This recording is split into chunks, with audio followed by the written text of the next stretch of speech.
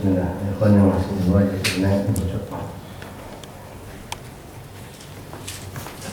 الفاتحة إلى سيدنا وحبيبنا شفينا وقرة أعيننا سيدنا رسول الله محمد بن عبد الله صلى الله عليه وسلم وأهل بيته وأزواجه وذريته وأنصاره والأستاذ والأحباب أجمعين ثم إلى الوقات وإلى مدن مشارق الأرض إلى مغربها برها خصوصا سادتنا كلهم على البرية في زمن الظلمين وقام بمعالي كتب الله في وسلم كتب الله في مشيخ حضره وذكر الله والأحزاب وزمان صلوات أحمد المجيد كلهم أجمعين خصوصا يقرأ كتبه ومراده والأحزاب وزمان صلوات أحمد المجيد في معهد المجلس الحديث وأوقاتنا خصوصا صاحب الكتاب الإمام أبو الرجال وكتب الإمام الضمن بن محمد الحداد وصوله ومن رسالتنا على كلام كلهم أجمعين ثم إلى أرواح ثابت أول هذه البلد أهل القرية من السلام خصوصا صاحب الولاية في عبد الله الزهري كيف لا تؤن فأبي أم المشايخ المشايخ وأولاد ذريته وطلاب التلميذ ثم إلى صاحب المجلس أخينا في الله مرحبا بالمسلمين بين أخينا الأستاذ توفيق حسوري وأبيه وأمه ومشايخه ومشايخه ومجمعين أن الله يكفيهم برحمة وصل الجنة الله يبارك لنا من بركاته وأسراره وأنواره وعلومه وكلمات منفعته في الدين دون الآخرة جالب من كل خير في البشر والجن ومسنا علينا عليكم وكلها في الدين علمنا أن الله سبحانه وتعالى فنشفي مرضانا خصوصا من الأوصل من الشفاء من الإخوان الصالح بل المشفي فيهم شفاعنا جلس من يصلنا لنا الله يأتنا لكم مطلوبنا وكلكم الله سهل أمورنا في الدين والآخرة من يرزقنا وخاصة وخاصة وخاصة ارزقنا التقوى والسلامة والقسم الخاتم في خير العافية إلى حضرة النبي محمد صلى الله عليه وسلم ثم الفاتحة بسم الله الرحمن الرحيم الرحمن الرحيم مالك الدين إياك نعبد وإياك نستعين صراط الذين أنعمت عليهم غير المغضوب عليهم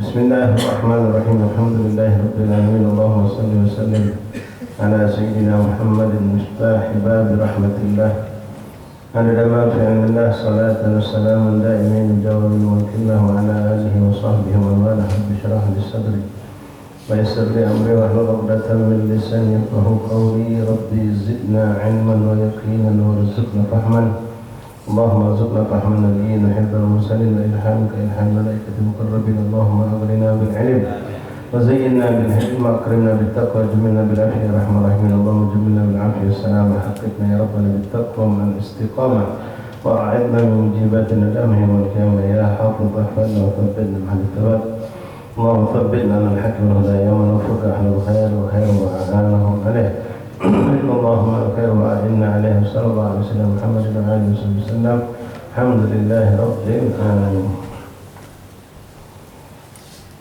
معاشر الإخوان معاشر الأحباب جماعة مجلس التعليم روضة العلم رحمني رحمكم الله. السلام عليكم ورحمة الله وبركاته.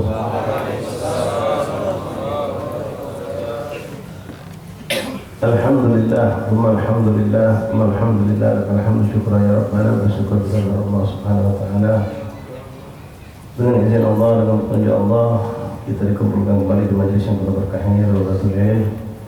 Setelah kita sempat libur dari semenjak akhir Sya'ban, dan alhamdulillah dengan izin Allah majlis ini bisa kita lanjutkan kembali dan insyaallah keberkahan, kemanfaatan terus bertambah dan insyaallah taala kita diberikan keistiqomahan oleh Allah Subhanahu wa taala untuk selalu menghadiri majelis ilmu, majelis zikir dan mengamalkan apa yang kita dapat. Istiqomah itu tidak gampang. Ya, tapi bisa kita dapatkan dan Allah memberikan kepada siapapun yang dikehendaki. Para awliya, para salihin tidak akan mendapatkan kelebihan kecuali lewat istiqomah. Istiqomah dalam secara global yaitu istiqomah dalam keadaan takwa kepada Allah. Ini istiqomah dalam menjalankan perintah Allah, menjalankan sunnah Rasulullah, istiqomah dalam menjauhkan diri dari maksiat, menjauhkan diri dari hal-hal yang makruh. Kalau kita mungkin ada sebagian amal tertentu yang bisa kita istiqomahkan, sebagian hal-hal tertentu dalam tarkul ma'asi, meninggalkan maksiat kita bisa istiqomahkan, tapi masih banyak yang belum bisa kita lakukan dengan istiqomah. Pada istiqomah inilah yang menjadikan seorang itu bisa mendapatkan hasil dari apa yang dia lakukan dari ibadah. Ikhwan rahimakumullah, hafizakumullah, sampai muncul istilah al-istiqamah khairun min alfi karamah. Istiqamah itu lebih hebat daripada 1000 karamah. Karamah itu luar biasa. Karamatul awliya, mereka mampu melakukan hal-hal yang di luar kemampuan kebiasaan manusia. Ya, ada yang kasar, bisa tembus apa yang di hati dan pikiran kita, bisa tahu dengan apa yang kita lakukan di tempat yang jauh. Ada yang bisa merubah batu jadi emas, ada yang bisa memperbanyak makanan, ada yang bisa jalan di atas air, ada yang bisa terbang di udara, ada yang bisa macam-macam karamatul awliya itu. Bahkan tidak sedikit dari mukjizat Nabi itu Allah jadikan karamahnya para awliya. Sampai kita mengenal bahwasanya Nabi Isa alaihissalam di antara mukjizatnya menghidupkan orang yang mati. Baginda Nabi Muhammad SAW diberikan Allah hal yang sama, menghidupkan orang yang mati. Nabi Muhammad punya mukjizat itu. Hal itu pun memberikan kepada umat Nabi Muhammad. Dua di antara para awliya Allah yang mampu menghidupkan orang yang mati atau hewan yang telah mati dengan izin Allah. Namun ikhwan rahimakumullah, karamah itu mereka anggap hal yang bukanlah sesuatu yang paling hebat. Tapi yang lebih hebat itu walaupun seorang tidak muncul karamah, tapi istiqomah. Itu yang lebih disegani oleh mereka. Itu yang lebih dianggap hebat oleh mereka. Ini kita butuhkan ikhwan. Untuk bisa istiqomah itu banyak faktor. Jadi antaranya memang dari orang tersebut memang ada kesungguh-sungguhan, ada keinginan, lalu dia berusaha dan berdoa. Di antara usaha itu bukan cuma kita pada diri kita, tapi kita harus mengkondisikan kita dengan lingkungan juga. Karena lingkungan ini yang bisa menjadikan kita berubah atau istiqomah. Maka dikatakan dalam maqalah ulama, al-buq'ah yu'athir bisyur'ah. Al-buq'ah, tempat lingkungan itu yu'athir bisyur'ah, sangat cepat mempengaruhi seseorang. Ya, kita orang yang istiqomah dengan segala hal yang baik, istiqomah dengan ucapan, tidak pernah teriak-teriak, punya sabaran, tidak cepat emosi, punya sifat-sifat mulia, sunnah-sunnah Nabi kita kerjakan. Begitu kita kumpul dengan orang yang tidak memiliki kebaikan ini, bahkan sebaliknya, tidak nunggu 40 hari, mungkin seminggu sudah ada perubahan pada diri kita. Hal yang buruk akan nempel pada diri kita. Di lingkungan sangat cepat berpengaruh. Tapi kita nak pandai-pandai melihat lingkungan. Makanya muncul sebuah hadis Rasulullah SAW, ikhwani. Nabi mengatakan, ad-dar qabla jar, al-jar qabla dar, al-jar qabla dar. Ini hadis kesannya seakan-akan cuma urusan dunia, tapi sebetulnya bukan itu, luas maknanya. Apa arti hadis tadi? Boleh ngerapat ya, ngerapat ya. Masuk ke kiri, ngerapat. Ya.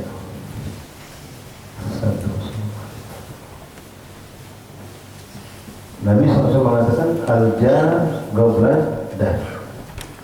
Lingkungan dulu kau tengok, kata Nabi, sebelum kau lihat rumah itu.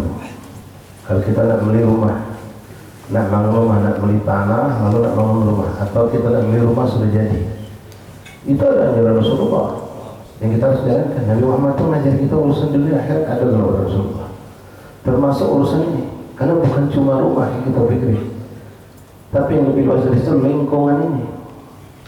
Rumah belakang, rumah mewah di komplek bonafit, ada security, di dalamnya ada supermarket, ada bla bla bla kan. Misal tempat pendidikan pun ada, sekolahnya ada, tapi nuansa Islamnya tidak ada di situ. Mayoritas penduduknya kafir non muslim. Jangankan berharap masjid musola kecil pun tidak ada. Jangankan berharap majelis taklim banyak, sikap majelis pun tidak bakal kita dapatnya. Ya, itu bukan tempat pilihan. Ya, tinggal di suatu tempat, tapi lingkungan itu banyakkan orang-orang bejat, perempuan buka aurat, mereka makan haram biasa, misal. Itu tempat yang buruk. Walaupun maaf, bukan kalimat yang berlebihan. Ya, seandainya rumah itu digratiskan, kita tinggallah, kamu tidak usah bayar. Tapi lingkungan yang buruk, enggak. Kenapa keburukan itu akan menimpa kita dan tidak bisa kita tebus dengan duit. Bejat anak kita, di pekerjaan kita rusak gara-gara lingkungan, tidak bisa kita bayar dengan duit, kerugian yang sangat mahal. Maka Nabi Muhammad mengatakan al-jar 12 dan lingkungan dulu kata Nabi. Baru kau dengar rumahnya. Di mana rumah itu? Jauh ujung, nak ke majlis susah. Macam maaf sebagai ikhwan gitu kan. Kadang-kadang ada yang alhamdulillah musyawarah pengen nak ngedit rumah dulu katanya. Bagus. Di mana kalau ini sebutnya daerah. Majlis kita kan daerah sini, sebutnya jauh, jalan benak mungkin benak 20 kilo lebih. Dia bergawe pun tempat jauh lagi. Nah ini harus pikir. Di situ ada masjid, ada musola, ada ustaz, hati. Ini perumahan baru buka, misal, tapi murah tuh. Tidak pakai DP kunci dapat langsung. Tidak pakai DP kunci langsung dapat kuncinya, Pak. Artinya sudah dapat rumah. Kayak gitu, memang itu nikmat kalau dapat model itu. Atau rumah itu diberikan murah, medan lado, jalan bagus, tapi nilai agama ada di situ. Nilai agama ada di situ.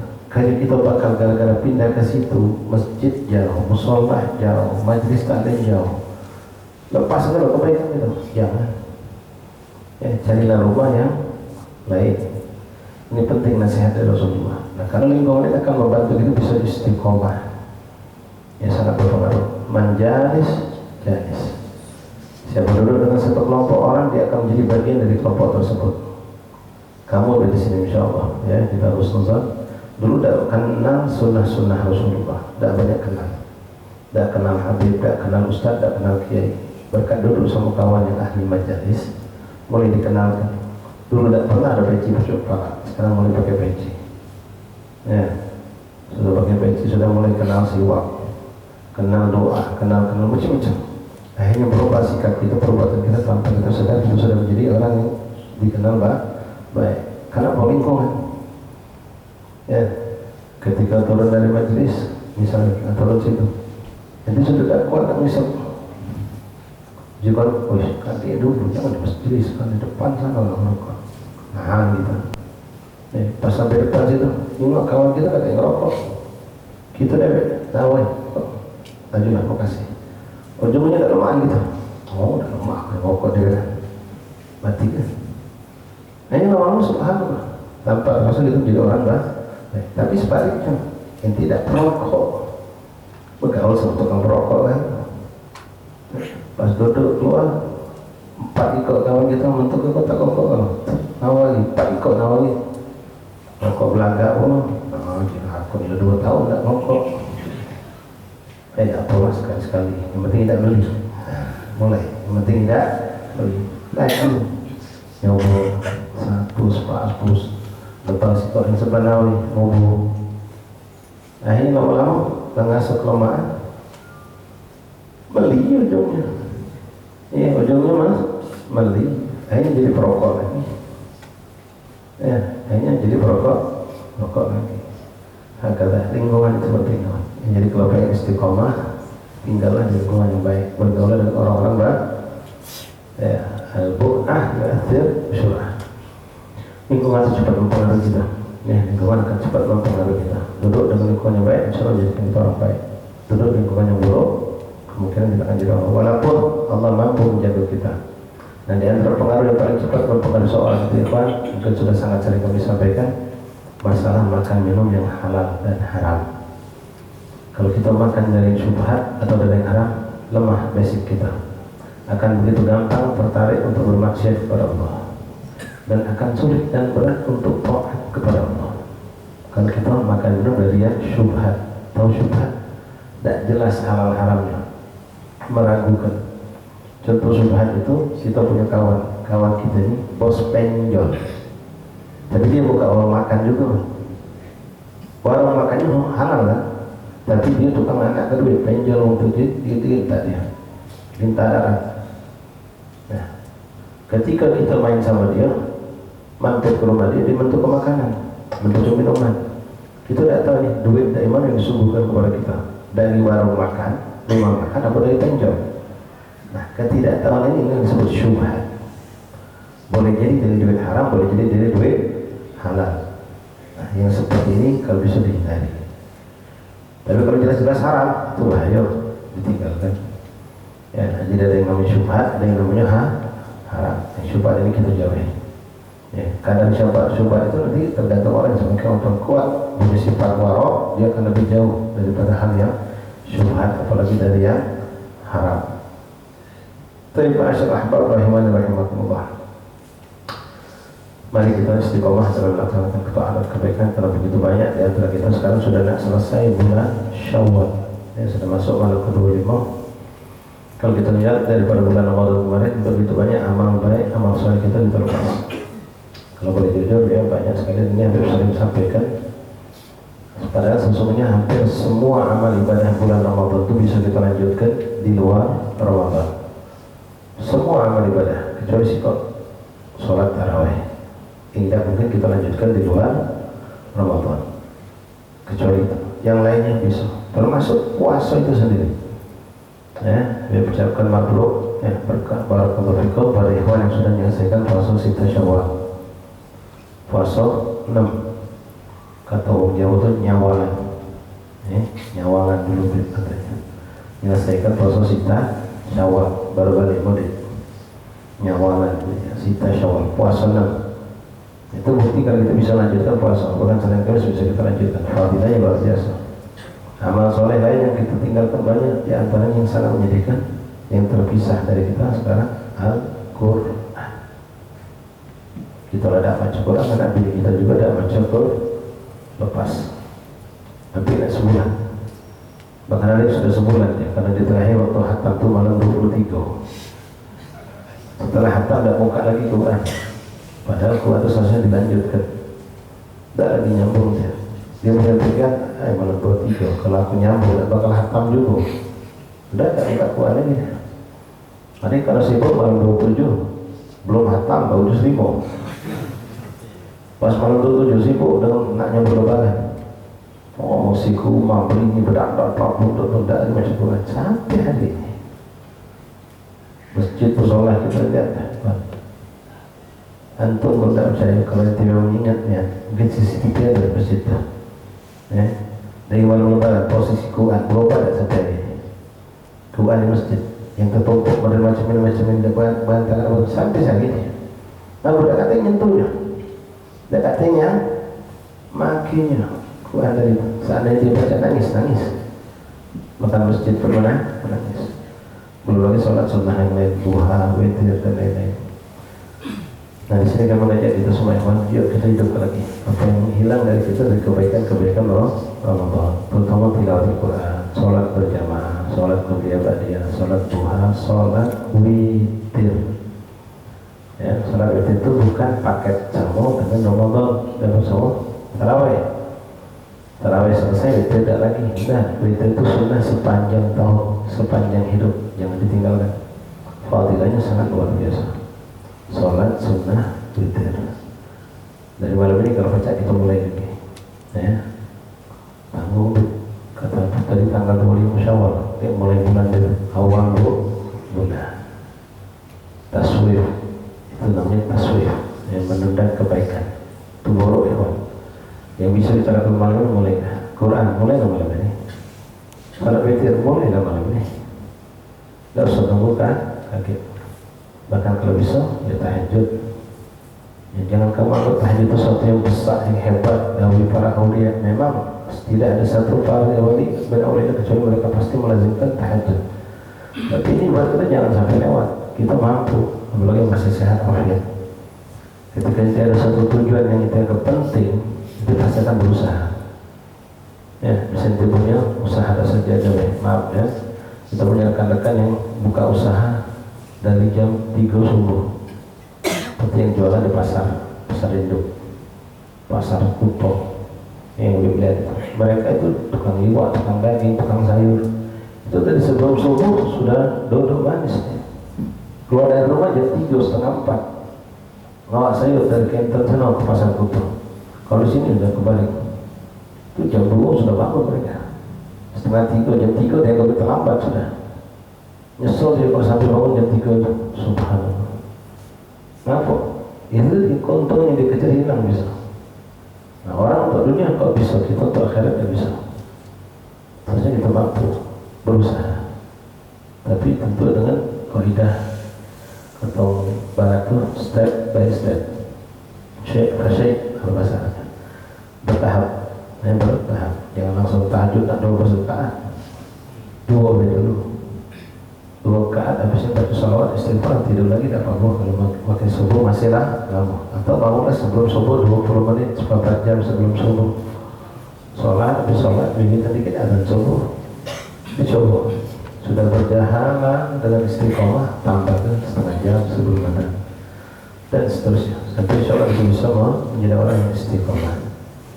Nah yang terpenting, ikhwan, rahimahullah, dibalik istiqomahnya kita dalam ketaatan, istiqomah juga dalam meninggalkan maksiat.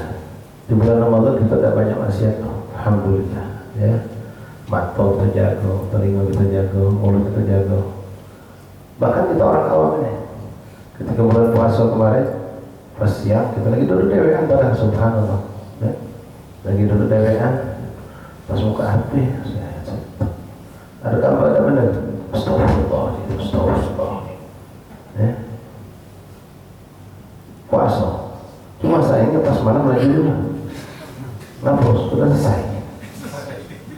Dianggapnya sudah sana, sampai maghrib tadi puasa, habis maghrib nengok yang itu lanjut.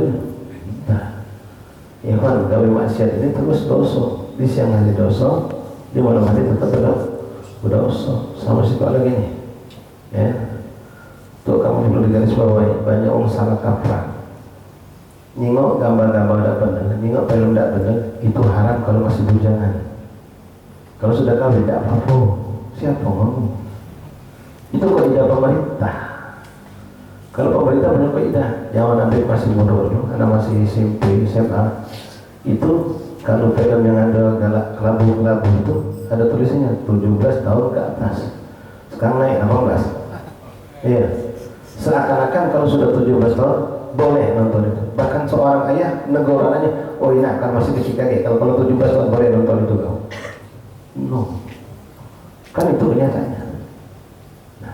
Ada orang anak muda-mudi ini yang alhamdulillah ya kan kamu tidak melakukan. Ya, anak wasiatkan terutama yang belum menikah dan yang sudah menikah. Maaf termasuk itu yang sudah semua tua itu. Mereka punya prasangka kalau masih bujang masih gadis haram, tapi kalau sudah suami istri halal. Bahkan sampai mereka itu kalau nonton bareng-bareng suami istri tadi nganggap tak apa-apa. Masih ingat kan ada kasus itu kemarin. Aku itu bukan anak bodoh, bukan 18 tahun lagi. Jadi dibolehkan misalkan, haram. Yang bujang haram, setelah kawin haram, sampai tua bangko haram. Setelah bercucuk, bercicit sekali pun. Umur sudah 80, ingok cuma itu haram itu. Bukan menjadi haram. Nah ini kita perlu pelajari ikhwan rahimahullah. Kembali kepada masalah istiqomah. Kembali kepada bab masalah istiqomah. Ini istiqomah di antara faktor yang paling kuat mempengaruhi kita adalah lingkungan. Lingkungan yang akan membuat kita bisa istiqomah. Dalam lagi pergi haji, musim haji. Ada budak butuh berduit, badan sehat walafiat. Kita lanjutkan pergi haji, IP lagi lanjut belum 40 ya. Ngapa takut kalau belum 40 lagi balik haji masih goyang. Siapa mau nunggu 40? Ya saat itu murid baru 29, 28. Nunggu 40, kalau masih punya duit. Dan siapa mau nunggu 40 itu baru istiqomah. Kalau dari sekarang ikhwan kamu nih, sekarang umur 19, 20, 25, 30, tidak meluruskan diri tembus 40 bengkok seterusnya. Bukan saya ngomong, ngomong hadas. Dalam kita harus sambil etika malam Selasa hadir di Masjid Tauhidun. Kalau seorang itu sampai tembus umur 40 masih gimbal, masih bengkok, masih hidupnya kacau, tembus 40 akan sangat sulit dia untuk kembali. Jadi 40 baca istiqomah itu dimulai dari 30 itu, bahkan dari sebelum 30. Kita luruskan diri kita. 40 kita kunci. Untuk insya Allah kalau orang sudah dari sekarang umur macam kamu kebanyakan ini, umur 40, umur 25, 24, 22, 30 sudah lempar istiqomah. Apalagi dengan sunnah Rasulullah, dengan tahajud tadi, dengan tilawah Al-Quran, dengan segala kebaikan, sudah bisa nahan diri dari kemaksiatan terus istiqomah, tetapi dibantu oleh lingkungan tadi juga. Tembus 40 insya Allah pakar. Memang umur 40 itu memang standar, jadi satu standar dalam syariat. Kalau kiai-kiai dulu, ulama-ulama dulu, kalau nak menuju amalan yang berat, nunggu umur 40, karena kematangan ada di situ. Berkiaskan kepada Rasulullah. Rasulullah diangkat menjadi Nabi setelah umur 40. Ya, Allah mampu mengangkat Nabi dari umur selalu umur 20, tapi ada hikmah 40. Nah, di situ kematangan manusia, umurnya 40 itu. Dewasa, matang, dan dia lebih bisa untuk menjadi bertanggung jawab urusan di akhirat. Nah, untuk istiqamah umur 40 tadi, dia harus mulai dari di bawah 40, bahkan di bawah 30. Masa itulah dia harus lempengkan dirinya. Jadi kalau macam memang berarti ayah kalau 40, aku takut dia kalau 40 pergi haji balik gimbal lagi, pecah dia pergi haji balik jadi malaikat. Tidak juga. Jadi ikhwan, mulailah dari sekarang. Mulailah dari sekarang. Apalagi maaf kamu yang masih bujang, mulailah saat kamu bujang. Berapa banyak uang begitu kawin berubah, gimbal dia langsung. Kalau kemarin bujang nanti beberapa macam, dan tidak ada pengaruh orang yang mempengaruhi dia. Begitu dia kawin, kadang-kadang kita jadi makmum, bini jadi imam. Hanya jadilah kita suami yang solehah. Ya, bini ngatur kita lalu. Nak ke majlis sudah, jadi kasih kopi seminggu, tiap hari macam jadi kiai buruk kayak kamu. Tak ada mana kita jadi kiai. Kita nak pergi majlis setiap hari, marahnya. Jadi kiai kau tu jadi. Nak sedekah, biasa kita Masya Allah sedekah. Tak duit kita ni. Tak ya, duit tunjuk kau terus anak bini, dulu tu juga. Mulai, buah jadi pelik. Bukan kawin juga cari yang solehah, cari yang baik. Nah istiqomah ini dari muda ya Pak. Karena fase kehidupan setelah menikah itu akan berbeda lagi. Ya, kamu ketika jomblo macam ini, maaf ya, maaf. Kamu udah penghasilan nganggur, masih baca hidup. Duduk dari langgar, ada betrian tahlil ya. Ya, bulan apa? Sabar, ada gangguan. Kalau kamu jomblo, tapi kalau kamu sama bini, nggak baca. Mau tak mau sebentar mencari rezeki, bukan kita pengen hidup diri kita, anak bini kita tak baca. Kalau itu hujan, duduk langgar, kata tiang tahlil, masuk kamu mandi, negok banyak baca. Iya, masuk kamu mandi, negok banyak. Kenyang lah itu. Tapi kalau sudah punya tanggung jawab anak bini, berbini, punya anak buruk, mau tak mau syariat nuntut kita cari rezeki, dan dari situ kita dapat pahala besar. Dari nyari rezeki untuk anak bini itu kita dapat ampunan dosa yang hebat dari sisi Allah. Jangan yang dosa sepele, ya. Dan jangan pula kamu ketakutan untuk kawin gara-gara belum ada pekerjaan. Cari, berusaha. Bahkan Allah menjanjikan dalam Al-Quran, "Wa fuqara yughnihumullahu min fadlihi." Kalau kamu hari ini fakir, lalu kamu pengen menikah dengan niat yang baik, nikah tadi, tujuan yang baik, mencegah diri dari maksiat, pengen punya keturunan yang soleh dan soleha, menjalankan sunnah Rasulullah, maka yughnihumullahu min fadlihi, Allah akan kayaukan kamu. Allah akan berikan rezeki untuk kamu. Cuma kita harus bergerak, al-harakah barokah. Jangan duduk manis. Karena bergerak kita nyari rezeki, di situ ampunan dosa Allah berikan. Di situ akan jalan pahala. Bahkan dalam hadis Nabi mengatakan ada beberapa jenis dosa yang tidak terampunkan lewat sholat, lewat puasa, lewat macam-macam ibadah. Tapi lewat capek letihnya seorang suami mencari rezeki untuk adiknya. Tidak ada seorang suami kata Rasulullah tidur di mana-mana pada capek letih karena kan siang hari mencari rezeki, kecuali sebelum bangun dari tidur dosa dia diampunkan oleh Allah. Banyak sumber keberkahan. Ya. Jadi ibadah Allah mulailah dari semenjak kita bujang. Jadikan diri kita orang yang istiqomah. Benar-benar istiqomah mantapnya kalau baca. Nah, yang bisa membantu kamu istiqomah dari lingkungan tadi, kawan. Ya, al-bu'ah yu'athir bisur'ah, manjalis janis. Balik kepada hadis Rasulullah tadi, Rasulullah mengatakan al-jan, goblan, dan lingkungan dulu baru kau jiwa rumahnya. Kita ini nengok rumahnya dulu lah. Rata-rata nengok ada jualan rumah, pintunya kayu apa nih, gagang mesinnya nomor berapa, ada AC tak, kapek apa, kami apa. Wah itu kita juga berapa kamar, tanggulnya di mana, dapur di mana apa. Nanti kita perhatikan. ada pumpnya atau belum, listriknya pakai apa, berapa megawattnya. Tapi ini rumah tidak gitu juga. Rumah lah terbeli dengan fasilitas Masya Allah, sebelakang Hucu, belakang Buddha, gigi Katolik, depan Protestan. Tenggelam kita, ketik cahaya. Nyai masjid jauh, nyai musola ada kati. Pergaulan anak kita pun jauh dari agama. Wallah nyesal kita berkata. Benarnya nyesal. Makanya diceritakan ada seorang bertetangga dengan seorang aulia. Kalau tidak salah wali itu Ibrahim bin Adham radhiyallahu anhu. Rumah Ibrahim bin Adham lalu di sebelah ada rumah sederhana rumahnya dijual. Pasangan rumah di situ katakanlah rumah dengan tipe ini 300 juta, dijualnya dengan harga 1 M. Dijualnya dengan harga 1 M. Dijual kilo. Rumah macam ini pasangan paling kencang 500 juta. Jual 1 M. Oh, nak beli siapa? Oh, makau itu. Hati orang nyawa apa? Apa dia memang harga rumah ini 300 juta. Paling kecil 500 juta, tapi gue tetangga nih 500 juta. Kamu beli rumahku, tetangga dengan Ibrahim bin Adham. Tidak gampang ini jadinya.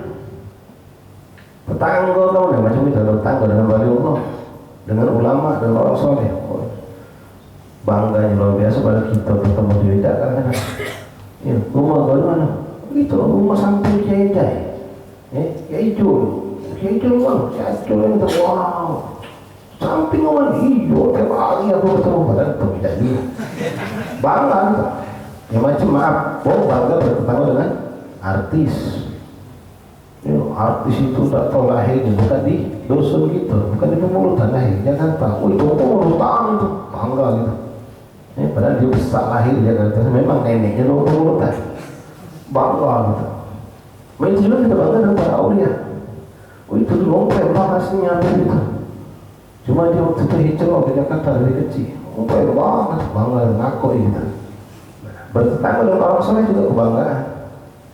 Jadi nak jual rumah tadi dengan harga 2 kali lipat, apa? Harga rumah ini sekian. Harga bertetangga dengan Habib ini, dengan Kiai ini, dengan wali ini sekian. Ada yang melihat, aduh, sama dengan orang yang menjual rumah sampai masjid ikhwan. Aduh, mama lagi di masjid, ngapa tidak kuat aku tinggal di masjid. Subuh jam 4, aduh bunyi mikrofon. Hijau dia, mau berjalan dari. Ini nama berjalan, matruk kami terbuang. Tapi ada justru cari rumah di mana lah, ada rumah para masjid, nak aku beli. Ada kawan aku pengen beli rumah para masjid, pengen aku. Ngapa kalau rumah para masjid lemah, nak masjid gampang, hujan dari masih pacak masjid. Biasa main majelis pulau nikmat. Hanya ada kawan jika tahu ada rumah pak masjid. Carinya saya ke rumah tadi. Nanya berapa jual 300 juta. Nah, kebeli katanya. Besok paginya kawan nak jual rumah 600 juta. Ngapa dia tahu? Yang beli nyarinya. Pas nanya berapa 600. Tak pakai tahu apa namanya, laju jadi. Nyingok rumah pakai masjid. Yang tadi itu tak ngitung masjidnya jual bayar. Bayarnya orang itu maksud. Ada ngomong, kalau mahal maksud 300 di rumah itu. Sudah, aku nak minum orang masjid itu. Samping masjid. Nah, orang yang punya hati keimanan seperti itu, dekat dengan masjid. Hal kata ikhwan rahimahullah. Mudah-mudahan Allah berikan istiqamah untuk kita, bukan hanya dalam ketaatan berbuat amal soleh, tapi juga dalam meninggalkan kemaksiatan. Karena hakikatnya Allah menjanjikan orang berpuasa itu keluar menjadi hamba Allah yang muttaqin. La'allakum tattaqun. Bismillah, kita lanjutkan sedikit pembacaan kitab Risalatul Mu'awanah dari Imam Qutbul Irsyad wa Ibadah dengan Abdullah Nabi Muhammad Haddad. Masih pembahasan mengenai tuntutan kepada kita ikhwan untuk belajar ilmu agar menjadi hamba Allah yang saleh. Karena orang yang beramal tanpa ilmu akan merugi. Boleh jadi tersesat, salah, boleh jadi ibadahnya sia-sia, boleh jadi justru dapat dosa. Kalau tanpa ilmu, contoh sudah sangat banyak yang kita dapatkan kalau orang salah, apalagi naudzubillah dari hewan tanpa ilmu, seperti yang pernah disampaikan juga di sini. Bab-bab yang bahaya itu misalnya masalah nikah dalam hidup rumah tangga. Kita ribut sama bini kita, terucaplah kalimat. Terucaplah kalimat misalnya ngomong sama bini ribut tampung. Aku juga kau nyam, aku juga nyam begitu. Aku nyam ini bayangan kau udah kalah. Malah lagi kau balik kau bapak kau sama. Aku udah kalah nyengok kau lagi. Balik kau bapak kau sama. Aku udah kalah nyengok kau lagi. Padahal itu diam dia. Kau nilai aku. Pas bila kita ngomong nilai aku, diam gitu. Tak tahu juga. Nangis. Laki dari bentuk. Pas bentuk, bingung dia. Bini nangis di rumah. Dia kebingungan dengan ucapan dia tadi. Ketemulah kawan yang bisa mengalir. Mau dituang ke dari kampung. Pak mana moci? Anak lagi bersembilan apa? Anak emosinya tadi tu. Jadi anak ngomong baliklah ke rumah bapak. Kau sudah berani kau lagi. Kau ceri sudah itu. Ceri itu sudah itu. Jadi ya sudah pada juga bini kau lagi. Jangan balik dulu kau sampai bini kau balik ke rumah bapak. Saya kau balik masuk rumah. Kadang langgar. Karena bodoh aja sama bodoh. Sudah putus rumah tangga. Padahal secara hukum belum tentu ceri. Ucapan itu tidak langsung memotong hukum pernikahan kita. Itu namanya istilahnya tolak dengan kiasan itu. Bukan sore dengan kinayah. Adu niat apa tidak untuk ceri. Kalau tidak kata niat ceri tidak jatuh talak seperti itu. Tapi kalau sudah ucapan itu talak kau ceri kau. Niat tak niat jatuh talak. Nah itu rugi tak? Rugi. Sudah pisah rumah dia. Hidup kedinginan malu dewean. Makan letik muatkan, nyuci baju dewek. Baik hujan lagi. Tapi sudah sekian bulan ketemu kawannya, betulan mau beli ilmu. Bertanya lagi dia. Aku ni kejadian 4 bulan lewat yang mana? Ngapo? Iya, aku nak ceri sambil ceri mana baru. Aku lagi pun, aku ngomong sama bini aku. Baliklah aku ngomong pak, maksud aku nak nyokong lagi. Aku nanya sama orang, dia ceri. Lolo ya kan. Kau ada niat tak? Tidak, aku cuma emosi malah apa ya? Aku sudah melampiaskan hawa nafsu malah. Ada artinya ceri, aku sayang bini aku. Jika kalau macam itu tidak ceri, tidak berceri. Lagi kau tak punya, itu namanya talak kinayah. Ini satu kerugian ya, rugi tidak? Rugi itu jadi bujangan, tak boleh. Ingin kedinginan, makan baju dewe, cuci baju dewe. Tapi ada yang lebih bahaya lagi. Yang lebih bahaya karena kebodohan. Itu sudah ini kejadian itu. Ya, sampai kita bingung menentukan hukumnya. Lah kejadian sampai punya anak baru setelah itu. Ucapnya dia, ibu ya sampai ibu ucap keributan dari itu, ucap apa? Ya sudah kalau macam itu talak kau, berceri kau. Pas sudah terucap nangis. Minta apa kau jadi kena utang? Ya tak ucap lagi kau minta. Berlarilah ke uang yang dituang ke kampung. Bukan ustaz, bukan kiai. Ini kejadian benar. Sebagai ini sana. Orang ini bisa orang dituang ini kadang-kadang lupa diri kalau dia tak boleh pun. Apa kan? Iyo si aku ini sampai aku. Aku tuh emosinya. Aku tidak kuat lagi sudah ikut bini aku ni kok macam. Jadi aku dalam emosi tadi itu untuk tidak ketabok dia. Tapi aku ngomong aku talak kau, ceri kau. Oh tapi kalau emosi kan? Ya kalau emosi itu tidak sadar, tidak apa-apa. Kalau emosi itu tidak sadar, tidak apa-apa. Uji orang tadi itu. Dan tidak apa-apa baliknya. Sudah hidup lagi semua. pegawai lagi, saya punya anak lagi. Padahal secara hukum syariat sudah jatuh talak itu. Karena bertanya sama umumnya yang tidak boleh ilmu. Makanya penting ilmu ikhwan. Penting ilmu. Kalau kamu nak kawin, pelajari benar-benar masalah hukum nikah. Jangan cuma belajar, aku terima kawin dan nikahnya dengan mas kawin yang tersebut tunai. Mana kawin muda ini? Ya, pelajari apa hak kamu, apa hak istri kamu, apa kewajiban kamu, apa kewajiban istri kamu. Banyak gawe-gawe sampai maaf urusan dalam kamar wajib kamu pelajari loh. Bukan belajar lewat kitab, lewat apa, lewat Google segala macam, jangan sesat bisa loh. Cari gurunya. Tapi mempelajari ketika sudah mendekati hari H, jangan kawin 5 bulan lagi lama dari sekarang. Nah, lah dekat hari H seminggu 10 hari pelajari. Itu penting ikhwani, jangan sampai kamu melakukan kesalahan dalam urusan suami istri, karena lewat itulah akan muncul anak yang soleh atau anak yang toleh. Kita harus paham kapan kita boleh mendekati istri kita, kapan tidak boleh, batasan apa yang boleh, batasan tidak boleh, yang mana yang wajib, yang mana yang sunnah, yang mana makruh. Pelajari kan itu sebelum kita menikah. Ada ilmu juga loh. Termasuk kamu ingat berdagang di pasar, ada ilmunya, jangan sembarang. Sayyidina Umar sampai mengatakan, jangan masuk ke pasar kami untuk berdagang atau untuk belanja kecuali yang sudah paham agama, karena kalau tidak bisa sesat. Dalam hukum muamalah itu kadang-kadang dia beda tipis dalam masalah akad. Dalam masalah akadnya deh, contoh ya, kemarin sudah terjadi, mungkin dalam ini bakal terulang lagi. Masalah contoh, kamu nukar duit anyar. Biasanya lebaran banyak orang nawarkan duit anyar, dia tahan ngantri ke bank, tahan melok lamun lagi.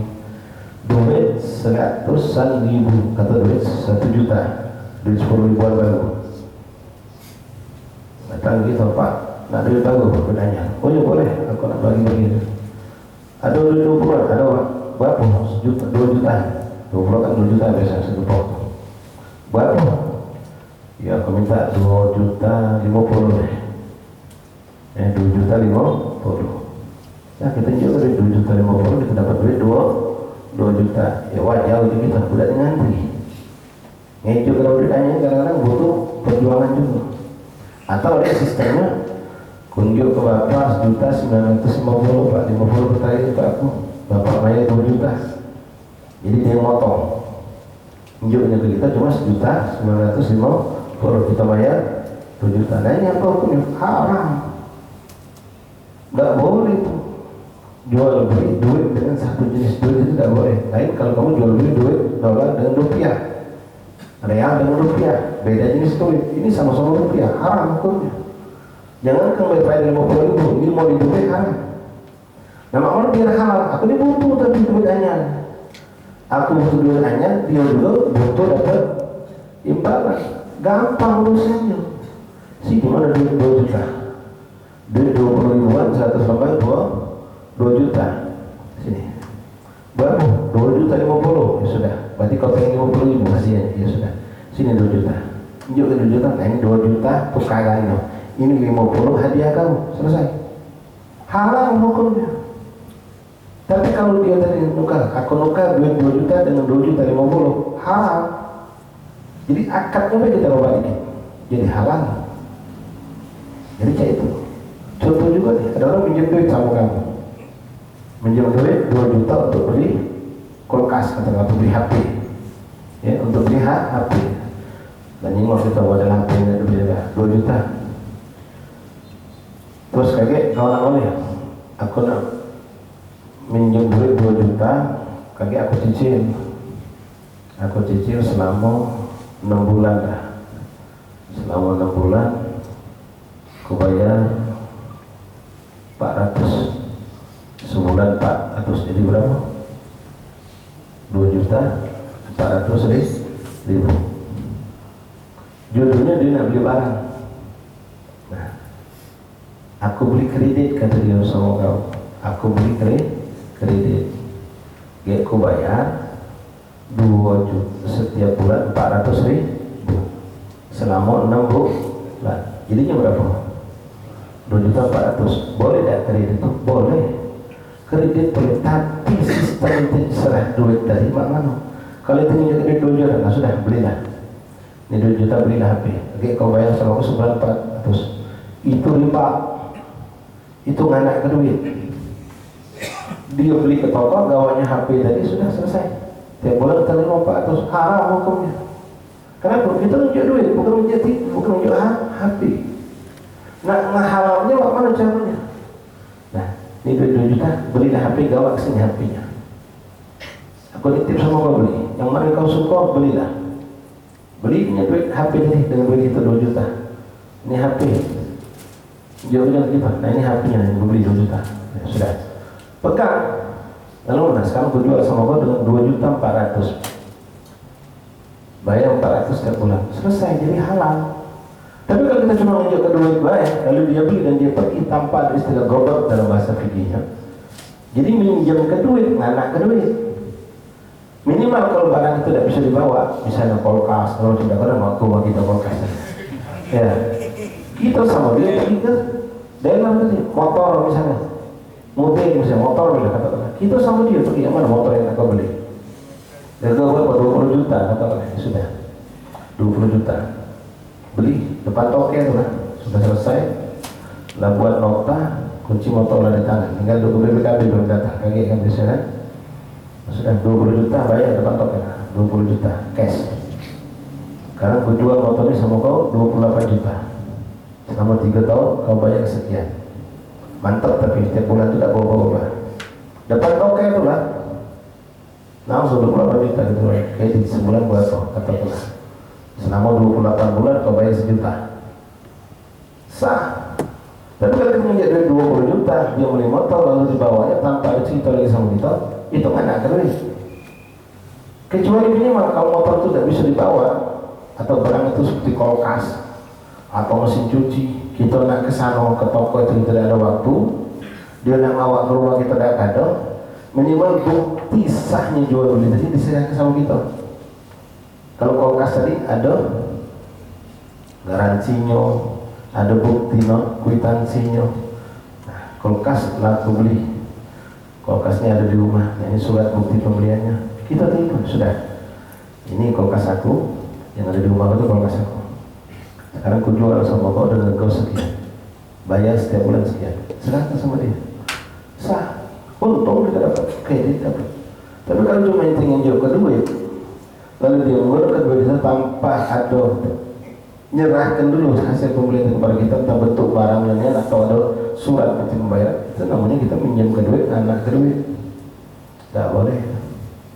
Ya, nanti para anak-anaknya itu kemarin waktu sepak bola Uzbekistan lawan Indonesia, banyak umpocok ini untarkan tebak-tebakan.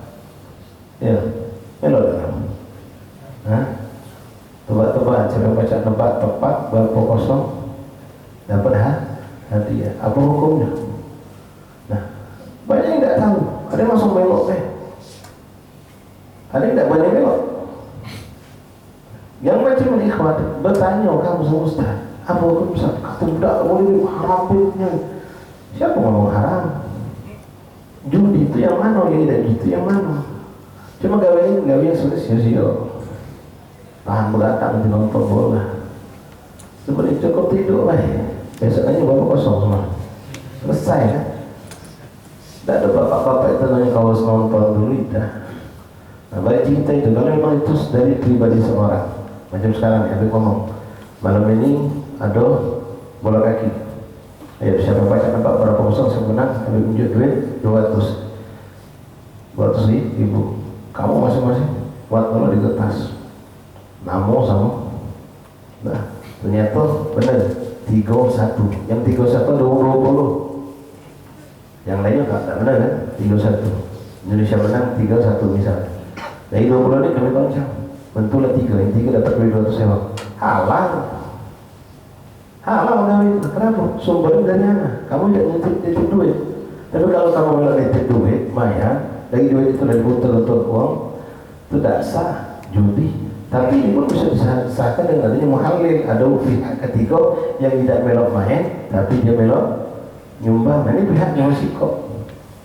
Jadi jangan langsung memfonis kesanca judi dengan kata berjudi. Ya, hati. Jadi warisnya butuh ilmu pelajari.